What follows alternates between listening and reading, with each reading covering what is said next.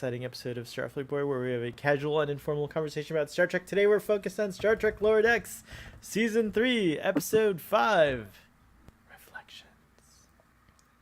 Reflections. It's a good episode to reflect. Indeed. PJ, what are you drinking? Tea, dude? Orange juice. Hey PJ, it's so nice to have you on a Lower Deck stream, not the After Dark stream. Welcome back, sir. How are you doing? I'm well. How are you guys? Pretty good Good. here. Hey, PJ. What? Dude, is that a little vibration, dude? Like, do you hear that? I hear something like an echo, but it's not Dude, bad. where's the feedback coming from? It's Wait, other I'll Rutherford. mute, see if it's me. It's Red Rutherford. Dude, do you hear it now? No, I don't hear it. I don't know, dude. Okay, well, I It's don't think I okay. hear it now. It happens sometimes, especially if you're on the stream. I don't know, PJ, if you're on the stream, but we don't hear it anymore when you muted, so it might be that. But we got a bunch of folks in the audience already. How exciting. We got Joel. Thanks, Joel, for coming back. I know we were all streaming, and Jill too, and Benjinium. How exciting. That's so cool. Hey, crew. Buttbug Truth now.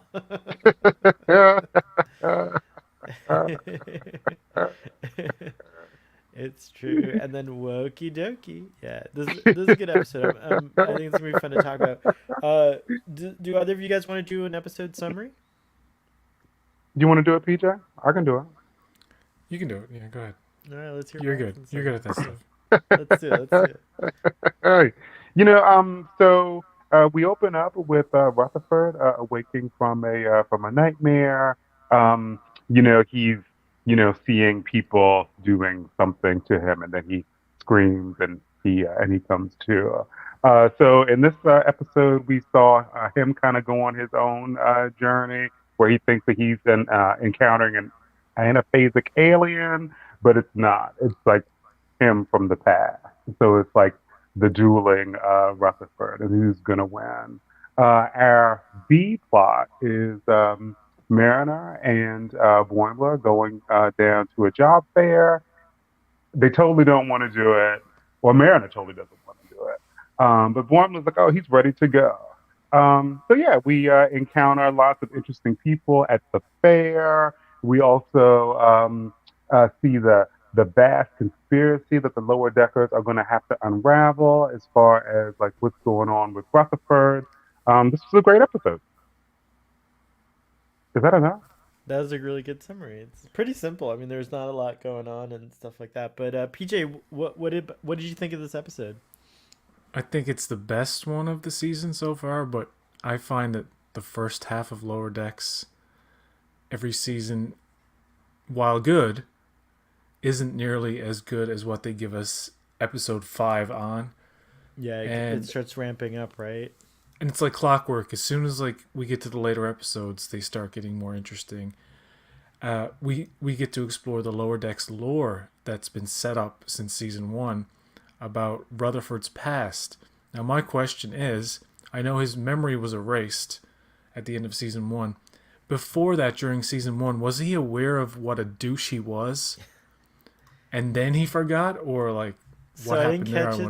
I didn't catch it till this recent rewatch, but in the scene where he's starting to remember like the implant and everything, the guy says like, "I want everything erased that has to do with this program." And he goes, "That's a lot. That means basically creating a new personality." So like Rutherford, but what's interesting is it still begs the question like, has he never wondered why he doesn't remember? Or like maybe they have false memories of his time at the academy that they also put in there. So that wasn't quite answered, but I'm gonna assume that he has false memories from, but that's a good question. Yeah. But it's surprising to see what he was like. Yeah. Like it's not a mirror reverse version, which basically it pretty much is. But it's like, holy shit, he was the mirror universe version of himself in this prime reality before we met him. So, like, that's interesting. And maybe a part of why he wanted to change was because of it was the accident. But yeah, there's the whole question of, like, why was his personality changed? And it could be because they erased everything, but there's this whole story now that they have to revisit later on about Yeah. what's going on with Starfleet. There's a bad world involved somewhere in the shadows. It is actually very fitting for the show to examine that trope, because it is a Star Trek trope of like a secret admiral, and maybe it's nefarious, maybe Section 31, but I don't want them to go there. Yeah, he's I want it to be a rogue admiral, kind of like. it's so like I'm actually gonna, since we're talking about this already, I'm gonna skip to.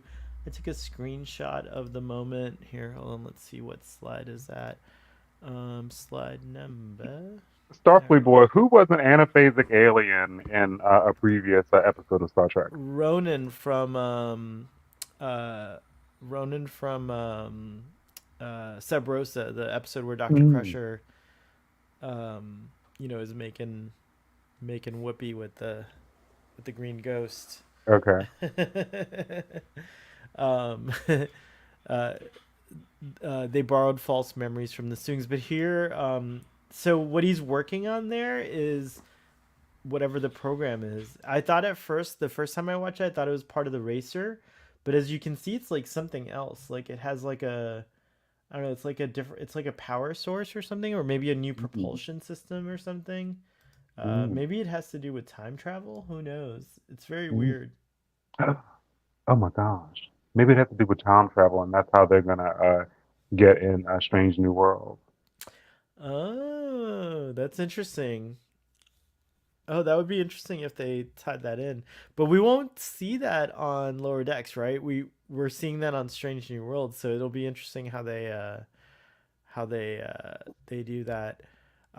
And then the other thing that's, yeah, so the other thing I guess is uh so it's a program of some kind. So yeah, it's like some kind of like they're developing something. So yeah, I don't know what it is. It's very interesting. Any ideas? Any speculation from? I asked Fathery this on his show, which is, based on what you know, because this would have been around the time of Deep Space Nine season three. So like the Dominion maybe is coming. Not the Dominion, but like the Maquis is definitely at play still. So it's interesting. I don't know. Are the I feel Maquis like still at play? During his past, when he was in the academy, when he was Oh, his yeah. younger Mhm, self. Yeah. mhm. What were you I gonna feel like say? his younger self is probably good at engineering engines. I feel like that's some kind of propulsion technology that he's working on. Yeah, yeah. It must be something along those lines. Yeah, I agree. This is my favorite so far, and I agree with you, PJ. It's just like the calm before the kind of storm that they're about to head into. Let's talk about the the recruitment booth. Oh, we already, yeah, here we go. The recruitment booth stuff. Do you guys think Ransom's like get like maybe a little too hard on Mariner? Yeah, because why does everybody keep threatening everybody else with Starbase 80? Oh It's like, we're yeah, gonna that's put you there. They need to before the show's out. I think they're setting it up, maybe not, where Mariner uh, does something so bad that he actually does send her to Starbase 80, and we get to see what that place is like. And maybe it's not so bad. Maybe, I don't know. yeah. To me, Imagine it's like actually awesome. Ransom reminds me of drill sergeants that I've seen in military training movies, where he's like got this cadet who's like known for acting up, and he's trying to like whip him into shape. So he's always being like extra with her. Have you ever guys seen like a actual military recruitment booth at like a job fair or something like that? Hmm. I I thought it have. was I thought it was very like spot on with that. Somebody make it show. I'm being summoned. I'll be right back. PJ, what did you think of these scenes with Ransom and Mariner? This particular scene, it's just typical of the season now, where uh, she's gonna be with Ransom at all times, and he's gonna say blah blah blah blah, and she's gonna be like, okay, okay, okay.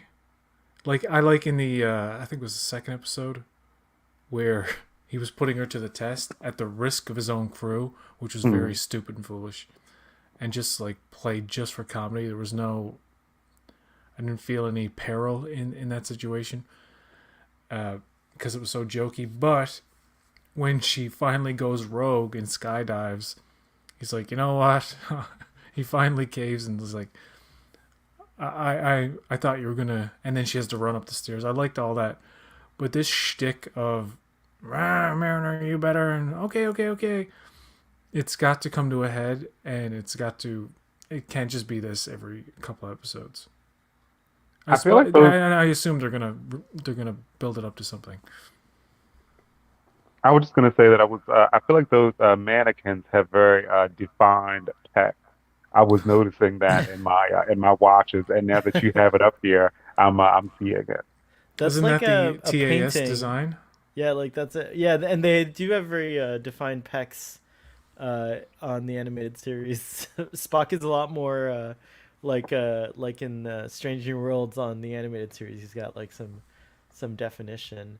Uh, um, Joel points out, and I haven't heard anyone else say it yet. I don't think I don't think Fathery came up with this, but this is kind of like Total Recall too. The artificial personality is better than the original. That's interesting. We need a Rutherford RE moment where he's like strapped to a chair. uh, that's funny. Mariner did that, but yeah, I didn't think about the Total Recall aspect. That's pretty cool. Nice tie in there. Uh, Totally. did you guys already talk about? Sorry, I was gone. Did you guys already talk about the different people who come up to the booth and Petra, the new character? Oh no, we haven't spoke about Petra yet. What did you guys think of all that? Like, especially what did you think of Petra? I didn't know where it was going, like where this whole B plot of them in the booth, it just kind of went on. I thought it was going to be just jokes of people coming up and pointing out why you shouldn't be in Starfleet, which is, a great bit. But but when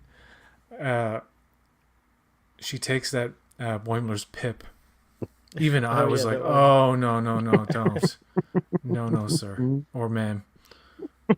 And then they step on it, and I was like, and he freaks out. I was like, yes, this is exactly what I expect from him, and it was pretty good. It was a great Boimler moment.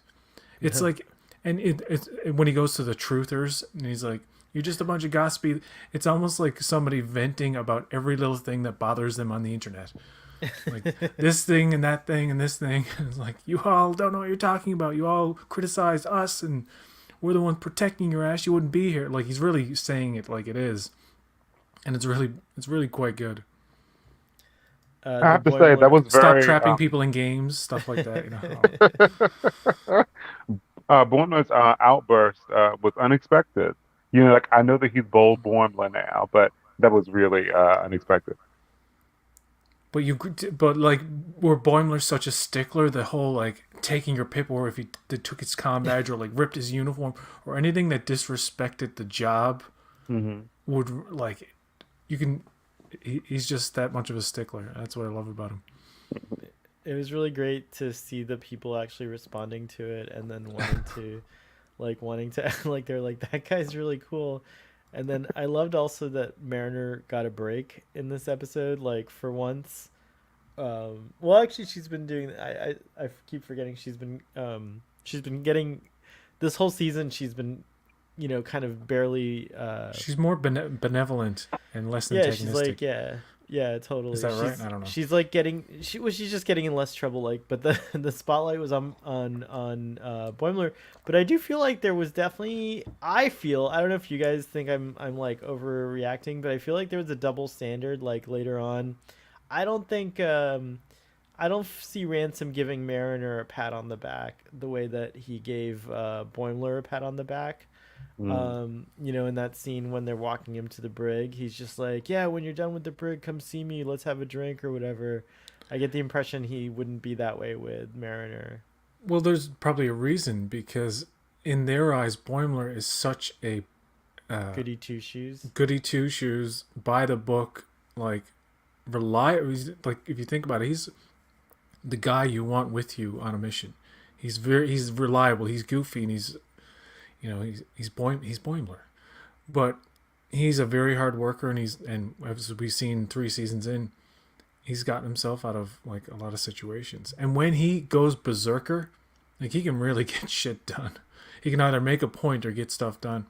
But like Ransom having to play the part of the disciplinary, and then just at the end, like, yeah, it's good that you. It's almost like he's proud you stood up for Starfleet, even though it was like inappropriate behavior. I mean, I was and definitely he proud probably of Boimler, would have too. been harder on Mariner, because Mariner's pushed everybody's buttons for so long that her arc needs to be, you know what, I need to be a part of this organization. Like almost like take a cue from Boimler. Look at Boimler as an example of like maybe how you should be, because you definitely don't want to go to Starbase 80. What you just said, PJ, got me thinking. Do you think Boimler is like number 4 amongst the lower deckers, meaning that, okay, well, you need a guy for a mission? Like, I feel like I would rather take Mariner, Mariner, Rutherford, or yeah. Tendi with me before Boimler. Is Boimler like, he's resourceful, but is he the weak link amongst the 4, do you think? I think they're all the foursome they all have their little talents. They're like a little Avengers group of like, one has this talent and one has that. It's hard to define what Boimler is like really good at. I can't really think, but I know Rutherford is not at this moment. I'm sure if I thought hard enough.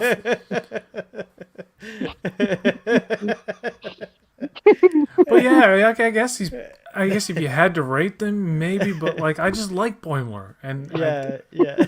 Maybe that's why we like him, is because it's hard. It's kind of hard to see what his like I purpose think is. Rutherford would be good for any kind of engineering situation, and Tendy's a sort of jack of all trades, master of none type of character. So I don't know.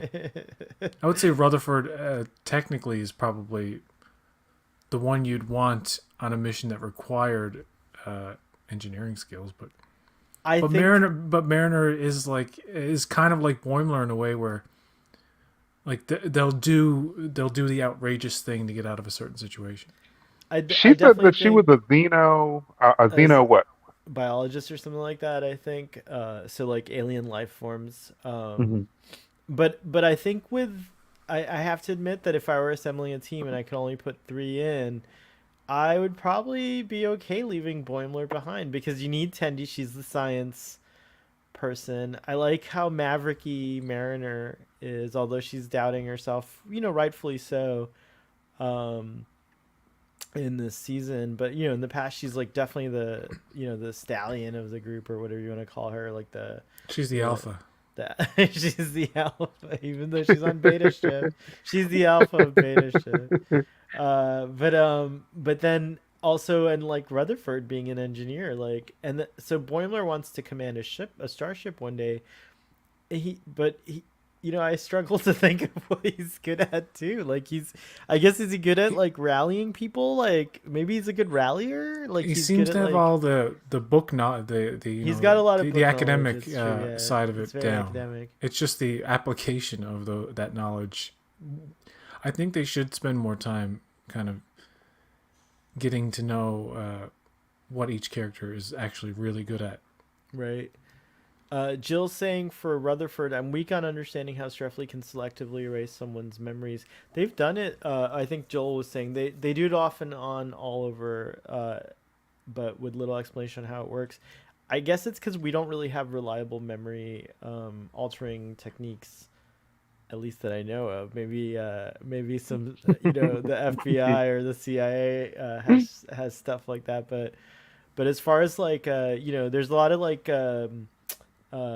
fiction that kind of has dealt with the idea of like taking a pill to forget your worst memories, or like there's therapies that involve like perhaps like reconfiguring or recontextualizing bad memories, and I've certainly we've seen the effects through various kinds of brain damage of memory loss. And, I laugh about this, but I've had several concussions in my life, and I swear it has affected my long-term memory to a degree. Like, I think there's chunks that I kind of don't remember anymore. So the brain's a really fascinating thing. And actually, this episode, like, does a good job for me of covering a lot of that territory. Maybe not going too deep into it, but definitely like touching on it.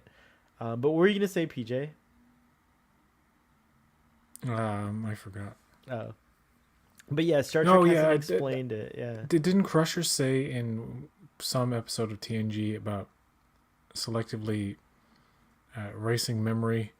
Well, remember Data's pen pal? They had to erase her memory. But I always get the impression that it's not perfect. If Starfleet Boy needs a helmet. Do you remember when I forget the name of the episode, the TNG episode with the click, where they're all in the holodeck trying to recreate like their abduction story, and there's the clicks and the table and oh yeah, schisms, right? Schisms, yeah. Something about the alien technology that tried to erase their memories was faulty, so they had like.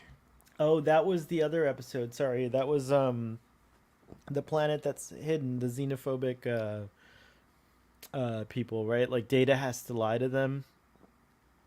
Like they had to keep like but yeah, memory erasure is done a lot. I don't think we'll ever get like a true explanation for it though, because it's like something that is very unclear to science at this moment. So you just have to kind of make it up. Like I feel like at this point. But yeah, but Rutherford's I think that's going to be a really interesting story. He knows how to like do martial arts too. Like he's very he's very skilled and trained, cuz remember in the scene where he's trying to escape, he knocks out he does like a kind of a karate chop. He also pushes Tendi, which I didn't like, and he also really talks poorly to Barnes in that other scene. But here, this is where he pushes Tendi, which was just awful. Oh. And then here he is like doing his karate chop move on Lundy. Dude, this was a great scene when Shax comes in and calls him Baby Bear. I thought that was really sweet. I was like, oh, Shax was so sweet, dude. Yeah, he I was gonna say tases him here because of the electric stuff, but yeah, he like stuns him here, and Red Rutherford's very formidable. Like he's trained, so it lends credence to possibly him being also part of some kind of special operations or something like that. Because I know that like there's that moment in the holodeck where he uses his implant at another time to like subdue all those Borg. Now I'm wondering if that wasn't just Red Rutherford, like his skills like peeping out here and there, like the pairs and stuff like that. Well, the consciousness of Red Rutherford, that's hard to say, Red Rutherford, Red Rum, only kind of became aware when he woke up that time. Like he's not like, I was trapped inside that whole time. He's like, oh, where am I? Was I drinking last night? Like it's literally like he thought he was him before the accident and didn't know anything going forward. Do you think that this character will return, kind of like Badgie? What if Red Rutherford and Badgie team up? Badgie finds out about Red Rutherford, creates a holodeck version with a mobile emitter that lets him, oh god, I'm getting out of hand. I think that by the end of the episode, the version that's inside Rutherford's head is gone. But I do think we're going to see the character again in either actual flashbacks, like maybe in the sense that like maybe when Rutherford's memories are restored, he'll remember himself, like what he was doing, and we'll see more of Rutherford's past. Or we might see like what led to, we'll see him in flashbacks with whatever they're going to reveal to be the case with Rutherford. Maybe something about him that has waiting to be activated in some point in the season. Like he will be activated. Like he was accidentally activated here or something. But it's Oh, it could be. like in a It whole could be thing where something like he's like that. controlled Yeah. like Geordi was that time in TNG. Sorry, go I ahead. get I get the impression I was thinking that like Rutherford was Jill's like not happy with the idea that he could be some kind of I think it's let's too see. obvious. I think if it was just a rogue section of Starfleet that wasn't Section 31, like if it was nefarious, Section 31 is not probably necessarily nefarious. Maybe the true villain is this admiral in the shadows, and it's not Section 31. Hopefully Right. not. Well, I mean, he's not wearing. It's not the typical way they reveal Section 31 plots. You know Yeah. what I mean? Like, so yeah, there's definitely. I think it's something else, but yeah, Jill's like totally like no, No. no. But this stuff was very interesting, and Tendy's like being by his side, even though he was like, after she found out, of course, something's up. It was very sweet, as per usual. And then we get this like this whole flashback to the garage that he kept, and just a little. I think we got enough of Rutherford to be like ooh, but then we also have like a ton of questions now, like where we're just like, oh, but what else? um but yeah, he You was know, a racer, which was cool, and he did these like illegal races. What were you gonna say, Braxton? I was gonna say that I, for one, don't want to see Red Rutherford again. Like, I'm cool with our current Rutherford maybe like bonding the things that like old Rutherford liked, maybe like, ships and racing and like, affinity for like working on propulsion systems. But I don't know, dude. I don't like old Rutherford. He pushed 10D. He's like coming through, You knocking mean people out, young? dude. You don't like young Rutherford? Young Rutherford. Yeah, yeah. Yeah, like he's like knocking people out, dude. He's like trying to take our current Rutherford's body. Yeah, I don't want to see old Rutherford, dude, or I young definitely Rutherford, don't think however we'll you see look at Red Rutherford again, but I do think we will see young Rutherford again in flashbacks or something. I think that's not the last we've seen of them. it. Yeah, Um, they need to go back there, and we need to know. We need to know things. yeah, Mm. we do. We're gonna find out. Which ship did you guys like? Did you like seeing the Delta Flyer, you Voyager fans? And also, what'd you think of the San Bagita? Hey. Uh, I the think that I choose the Delta Flyer, but the You would San Quagita looks really cool, dude.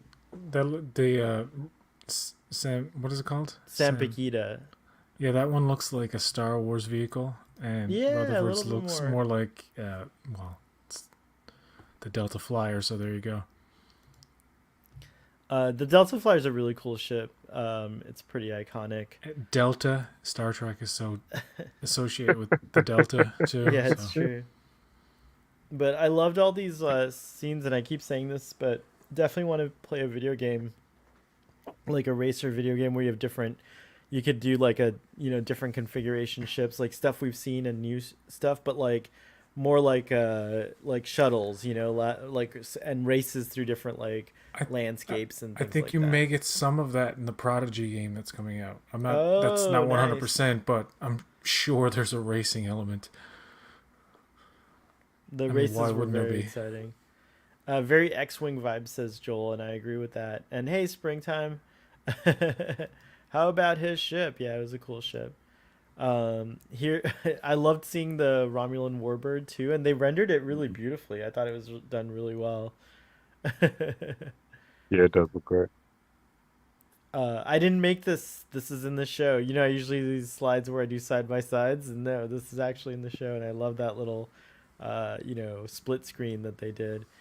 Uh, I also love the music in this part. Like it was very heroic. They did the Lower Decks theme, but with like dun, dun, dun, dun, dun, dun, dun, like really heroic. And of course, it was cool and sentimental to see Rutherford, you know, ha- having his friends there, and that's the deciding factor that lets him win. So I love that little nice little moral of the story. Um, Dude, the suit that he made is great, dude. I think it looks awesome. oh, you mean like you mean the Delta Flyer suit? Yeah. Yeah, that's in Voyager. I've always wanted that uniform. It looks really cool. Oh, really? The one that Tom Paris wears has like that like zigzaggy thing Yeah, I in think the middle. Tom and Harry are wearing it, and I think like it, like I think they made it with the Delta Flyer, like it, or it's already like a Starfleet, like a. Sorry, guys. So it's already like a Starfleet boy's tending to his house here. So yeah, it's already a Starfleet issued thing or something. I forget. I don't know if I've actually gotten to that episode yet, but I happen to know about it just because it's such a cool looking uniform. As you guys may know or may not know, Starfleet Boy has not finished Star Trek Voyager. Oh, there we go. Let's put PJ up on the screen here. Oh, Oh Belana's wearing it yeah. too. Look at that. Oh wow. She Oh looks wow. great. They look great Yeah, in it. dude. It is a Mm-hmm. bit blurry, but you get it. Yeah. But the Yeah. suits look great, dude. Yeah, completely 100%.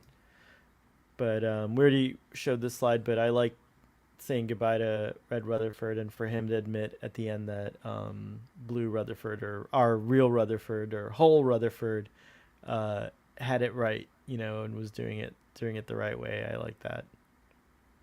It was very kind of Rutherford that he would beam um a young Rutherford up to his ship before it was destroyed. Like Rutherford is such a kind guy. Yeah. Like it would have been easy to just like you know let his younger self just blow up, and then he just like wins outright. But like yeah, he stopped for him. I thought that was really that was really cool. Would you like your younger self, guys? I wouldn't. No, I'm just kidding. I think I would. He wasn't that bad. But he definitely called me an old man. I know that. I like this This was scene a when he wakes up. Yeah, it's very nice. It's very sweet to continue the sweetness. yeah, like it was really interesting to see like the people that were by his bed. I mean, obviously the doctor would be there, but Tandy there, like his like good friend, like Shaq there, someone who loves him also. I thought this was like a cool scene, like who was like with Rutherford when he was infirmed and like when he woke up. Any thoughts on this scene, on these scenes, PJ? Yeah, it's sweet. It's nice. It's a nice little denouement. I love that word, denouement. Mm, mm. um, I guess the only other thing that I wanted to talk about was we mentioned Petra Aberdeen, but uh, you know she calls Mariner. I like that also that you could just call anyone. That's interesting, but she calls Mariner, and that's very modern phone, like the save contact, delete contact. But I still liked it. Like it's not something I don't think I could that would look the same as it does, like with the green light and the red light or whatever those buttons. Who knows? But I still like the point there that she saves her contact, because even though Petra was annoying, she does bring up some good points, and this was a really meaningful scene to me. I feel like there's foreshadowing perhaps for Mariner's future. I really think that like at the end of Lower Decks, when it's time for them to move on, or maybe even like as a mid show crisis, Mariner might be off on a side adventure or something, and we might see her leave Starfleet and maybe come back during the show. So I thought this was really cool and opened up a lot of interesting possibilities for Mariner, and just made me also just reflect on Mariner's relationship with Starfleet itself. She These probably she either doesn't belong there or she needs to take a break from it long enough to appreciate it. Like since she's been on watch, I feel like she's been so restrained and she hasn't like felt like herself. maybe Starfleet just isn't right for her. It was I don't know, like this scene here. I feel like you see longing in her eyes, like longing for something else. You know, um. So yeah, yeah. I feel like she's at some point gonna go ahead and call on Petra, and there's gonna be an adventure. Maybe she does get sent to Starbase 80 because they've mentioned it so many times.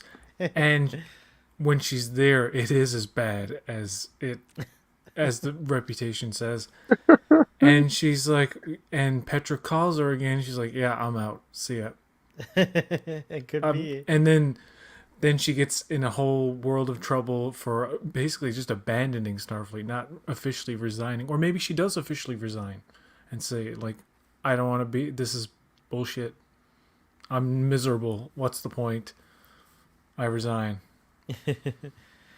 Stress Free K points out that Marin has grown up on starships her entire life, so maybe she does need to try something new. Yeah, I didn't. I just realized that's true. Like, she's actually also kind of grown up in Starfleet.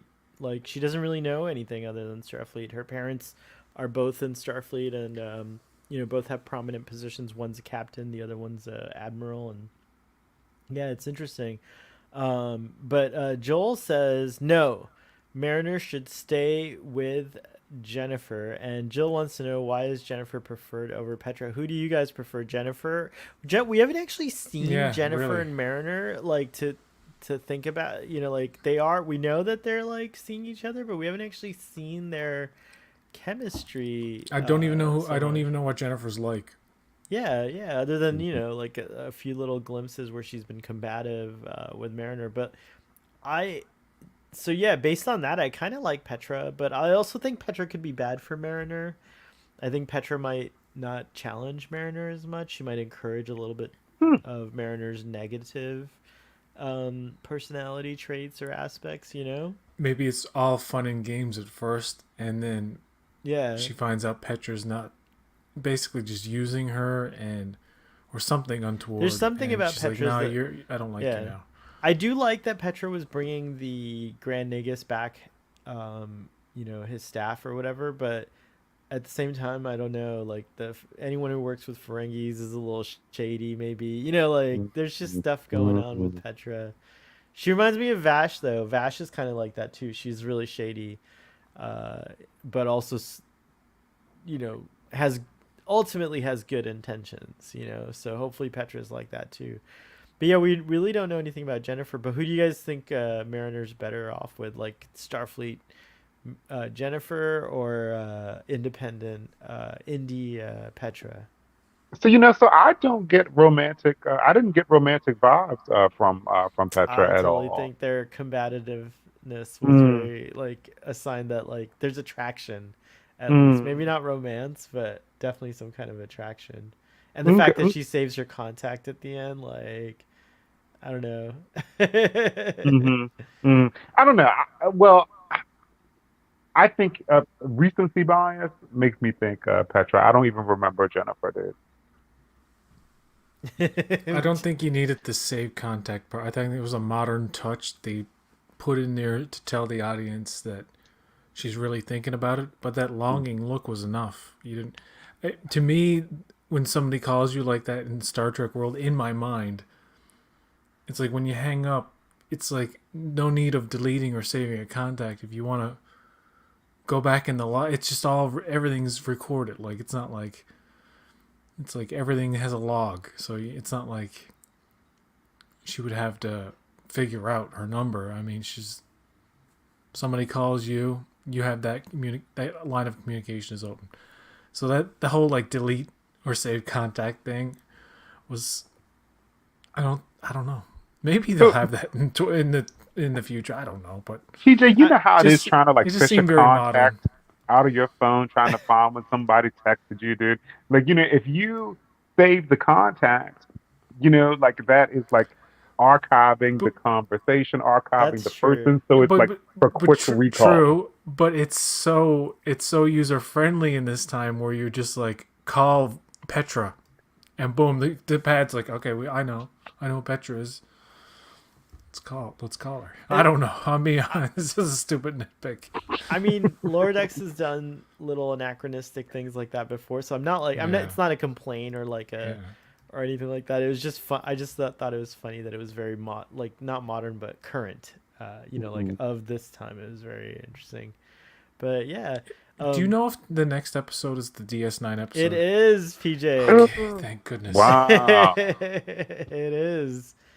That is the next episode. In fact, on PJ on the Ready Room, they didn't even want to show a clip. They were like, it would be too many spoilers if we even showed you guys a clip. So we're just gonna show a picture. So they're doing Ready Rooms for Lower Decks. They're just doing. They did a Ready Room at the first episode. They did one for this one for mid-season, and they're gonna do one at the end of the season. Oh, okay. So yeah, we don't get as many Ready Rooms for, and I think they'll do the same for So Prodigy's gonna overlap obviously with Lower Decks finale, so they'll do a Ready Room for both. I think people. This is a prediction. I think people are gonna go mad for this next episode. I know. I'm already like a lover of Lower Decks or not. Even if you're one of these people who are like, I don't watch any of the modern Trek. If you hear about an animated visitation to the DS9 world, people are just going to be tuned into that one Lower Decks episode who don't even probably get hooked on it after that. But on top of that, I predict it's probably going to be the best episode of Lower Decks we're going to get. Oh, wow. And I don't know anything about it. I don't know anything about it either. I'm definitely excited, and I like your prediction, so I can't wait to. I feel like I'm in line with that prediction. Ooh, is there going to be Cardassians on it? I don't know. I don't know. I think if you're going to see the promenade, you're going to see like a whole bunch of different people walking around. I definitely think we'll go to Quarks and stuff. Like, audience, what are you guys excited about for next week for the for the DS9 episode? I think Kira's going to be there. I think Kira's going to be there. I think so too. I think so. Joel says I want everyone to cameo on the DS9 episode. What's that? If Garrick isn't there, what a missed opportunity it would be. Unless I don't know where did he go at the end? I can't remember. I actually don't know. Like I have to go back and watch. Didn't he stay on? They did like an update in the DS9. Quark has to be there. Yep. Right? I can't remember. Yeah, I think so. Doesn't have to, but I'm getting too excited for this. I'm like Joel. I want everybody to cameo. Everyone. It would be really awesome. Would you be if Avery Brooks was cool with it? Like if he's like, "Yo, I'm never gonna come back to the role." Would you approve of a recasting of Sisko with someone who could do a voice impersonation of Avery Brooks, or would you just never? Would you like to move on from Sisko? And that goes for you too, audience. I wouldn't want to find out what he's doing in animated form. They do mention him in this episode. Mariner speculates about where he's in the celestial temples or whatever. Temple, yeah. I also said a couple of years ago we will never see the TNG cast together ever again. So who knows? I'm so glad you were wrong about that prediction. Braxton, what about you? Sisko recast or no cast? I think if they had a good story to bring Sisko back, I would support a recast. But hey, he's with the Prophets now, dude. Like, I would be fine if we did not see him again. Yeah. And what's best about his character is that in DS9, the series is like you can debate anybody on this, but I think as a main character in a Star Trek series, he's had the most like interesting journey. Mm-hmm. Like Kirk's good and Picard's good, and Picard had some stuff he had to go through with the Borg, and Archer and Janeway went through hell and back over and over again. But in terms of like a character arc, he's like a pro. Like in the very beginning, they're telling him like you're the emissary, and he's like, what? And there's like this mysticism that like didn't belong in Trek at the time. And even as a kid, I was like, I don't know about this. But then when you get to the end, like he like ascends. Like it's a very spiritual, like dynamic it's story. Really cool, yeah. And if you never got to revisit that again, at least you got his whole story, his at the beginning when you meet him after his wife dies, and basically in a way his death, and in your mind you can say like he lives on in a non-corporeal way, or he's like a physical being in the clouds somewhere in the celestial day. You can imagine where he might be, and I think to actually concretely revisit it, for one thing, I don't think Avery Brooks is ever coming back. He's not been in anything. He's been claimed he's been blacklisted from Hollywood, blackballed or whatever you call it. Sarah Clofton confirmed as much. The last thing he was in was The Captains with William Shatner, where he's like very silly, and William Shatner can't get a straight answer out of him. And I love that. He doesn't say anything about like, and he's playing the piano. It's very cool, and he talks. So about what was some TJ? philosophical stuff. Was he known for being difficult to work with or something? Like, is that why he thinks he was blackballed? I've heard that we won't get he's into it too deep, but I understand he got into a little bit of trouble with drinking and stuff like that. But maybe not. But I think he's turned his life around. He's a professor. I think he teaches acting. But PJ, what were you gonna say? If Kurtzman, I think, has hinted like about a Cisco return. I'm sure he would love that because he knows that the fans would go crazy, because it is kind of common knowledge. I know it's weird to say that DS9 is the best series out of them, and some people would say that's blasphemy, the original or TNG. It's like, but as a complete like bingeable, it's the most bingeable Star Trek series. It was made for the streaming era, and it has so many episodes per season. It's like rich. It's serialized storytelling mixed with like these great one-off episodes. I'm like really digging on DS9 right now. Somebody I talked to in the like a random person in the lineup was talking about Strange New Worlds or something. I was like, which is the best? We were talking about which is the best one, and he's like, oh, it's definitely DS9. Some like rando person is like, DS9 is the best. Nothing compares. I'm like, I like this guy. Some rando just talking about how DS9 is the best, and wasn't too keen on Strange New Worlds, by the way. But that's his, whatever. Jill says if Cisco returns next week, then the internet will be wild. I know. Part of me is like, ooh, could it happen? Could it happen? Well, this was so much fun. I guess I'm going to give my rating for this episode, and I don't have any final thoughts per se. I feel like we covered pretty much everything. I just really like this episode. It's a sweet episode. It's a solid episode with lots of humor. I appreciate that Mike McMahon wrote this one too. It's kind of like neat to always get the creator's perspective on things, So it was a delightful little episode. I'm gonna give this episode it gets a 10. Just another 10 from me. PJ, why don't you tell us about what you thought, and feel free to give a rating if you like. Any closing thoughts, and also promote some stuff if you got anything to promote. I don't have anything to promote right now, but I think this episode is a good 7.5. I'll save my higher ratings for like the good stuff. Like I'll definitely be giving next episode like a 20. No. I'm kidding.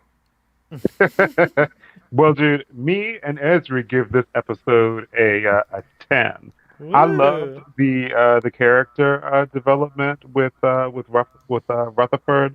I loved seeing. Well, I don't know if it was bold Boimler that we were seeing, but I loved seeing Boimler freak out. I loved our butt bugs truthers. I love that they dropped butt bugs in twice. Like Boimler was going crazy. It was like, oh, like he must have butt bugs. I thought that was hilarious. It's so funny. So yeah, dude, I thought that this was a great episode, and I give it a 10. Woo, nice. All high ratings. I think you guys are pretty liberal with your 10s. The audience is giving high ratings too, though. Stress Free K says it's. I think TNG is the most well known outside of Trekdom, thanks to the Borg, and 7 of 9. Oh, that's. I thought I read the 7 of 9 before I read the comment and realized that was not a rating. Sorry. Stress Free K actually gives it 9 butt bugs, so that's the actual rating there. Very cool. And Joel gives it 10 repressed alt personalities out of sketchy programs. Very funny. Well, folks, thanks for joining us. The only other thing I'm going to promote is if you're not watching, I know I keep talking about this, but I'm watching 12 Monkeys. 12 Monkeys, and it's really good. And on Tuesday, I think at 2 p.m., Trek on the Tube and I are going to talk about 12 Monkeys season 1 because we're both binging the show right now, and so he'll be finished with season 1 by then. But also we'll be talking about earlier that day on Tuesday, Lord of the Rings, the Rings of Power, whatever the latest episode that just happened. What was it called? The one where they finally leave the places they mean to leave. They mean to leave. Yeah, exactly. So that'll be on Starfleet Boy After Dark in the daytime, and then the other discussion, the 12 Monkeys discussion, is on Sean's channel, which is called ABTG, Absolute Bullshit, True Greatness. That's what that stands for. So you have finally convinced someone else to start watching 12 Monkeys with you. That's right, I have. PJ, you've seen it though, right? Or you haven't seen it? I've never seen it on Netflix or any streaming. I don't know. I've looked for it occasionally. I don't know if you have Hulu, but it's on Hulu. You can't even. I think I may be able to purchase it through YouTube. Usually, you can find a lot, but everywhere else is like, where is the show? Maybe it has been on Crave, but like temporarily. I don't know. Yeah. And Stress Free K, I have paused House of Dragon to watch. Dude, you shouldn't watch it. They just gay bashed somebody episode 5. Dude, I'm bailing. I'm not watching any. Watching any damn more House of the Dragon. Wow! I'm done. Dang. All right. Well, maybe we'll have to talk about this on Starfleet Boy After Dark. But thank you, audience, for tuning in. Thank you, PJ, for coming, and thank you, Braxton. Cheers. Have a good night. This is a nighttime Starfleet Boy stream. Live long and prosper, and we will see you next time.